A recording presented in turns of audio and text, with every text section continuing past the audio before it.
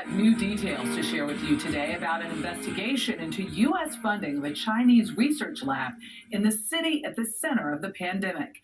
It's raising questions about how closely past administrations were following the use of the money.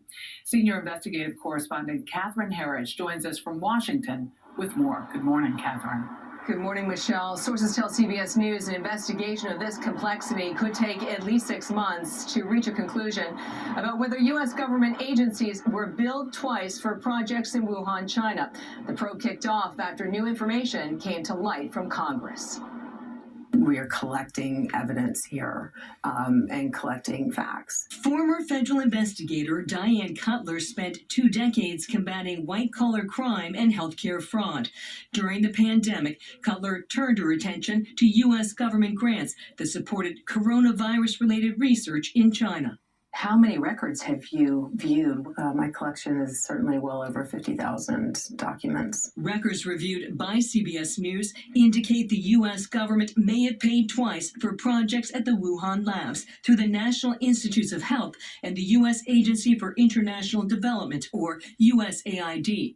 So I categorized it and then drilled down from there. This included possible medical supplies, equipment, travel, and salaries. So what I found so far is evidence that points to double billing, potential theft of government funds. It is concerning, especially since it involves dangerous pathogens and risky research.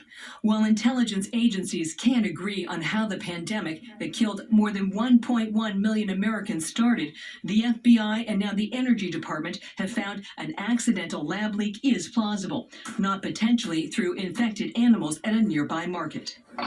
At recent congressional hearings into the origins of COVID-19, the former CDC director said money from multiple U.S. government agencies supported high-risk virus research in Wuhan. I think it did not only from NIH, but from the State Department, USAID, and from DOD. Does following the money get us closer to understanding the origins of COVID-19? Following the money always seems to work in investigations. Republican Senator Roger Marshall hired Cutler and took her records to USAID's internal watchdog, which opened its own probe, details of which have not been previously reported. What needs to happen next? Next, we do need this 9/11 style commission. I call it apolitical, non-political. We need to get this outside of Washington, D.C. Sources familiar with the grant records did not dispute CBS News' reporting. In a statement, a spokesperson for the USAID Inspector General declined to comment on the existence of a specific open investigation. Why should U.S. taxpayers care? I think there's 1.1 million reasons that American taxpayers should care. You know, if a plane crashes, we want to find out why the plane crashes. We go to any lengths to do that. And the hope is we don't have another plane crash for the same reason.